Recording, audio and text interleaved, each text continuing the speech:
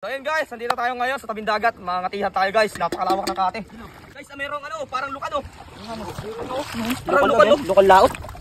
Tama dito. Ayun oh, mga nakatago sa bato. Ayun boss, sa lalim mo. Angati. Ayun. Oh, tingnan nyo guys. Ang ganda. Parang mga lukad ay. Lukan yan.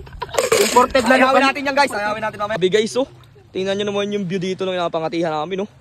Quality talagang kahit wala kang makuha, lugar pa lang, solid no. So may isang dito sa ilalim ng bato. Kasi bigat. Oh. Ayun oh. Guys oh. Bali dalawa oh. Ano pa? May nakuha pa. Nakita mo din sa ilalim ng bato ah. Ayos! May pang-food trip tayo dito, dami. Ayun guys, ito na yung mga nakuha namin sa pangangatihan oh. Napakarami mga sahang yan guys oh. Iba-ibang klaseng shell. Dito pa oh. Wow!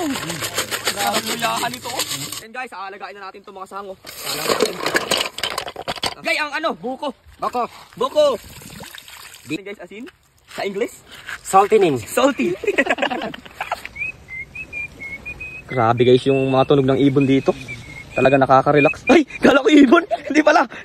Ayun guys oh. Nakakulo na yung aming niluyahang mga shell at mga sahang oh. Ayun guys, tara food trip tayo. Pray muna tayo. Lord, thank you po sa pagkain. Amen! Let's go! Go! Pakita nyo sa kanila kung gaano kasarap para yung mga shell natin kinuha. Sarap.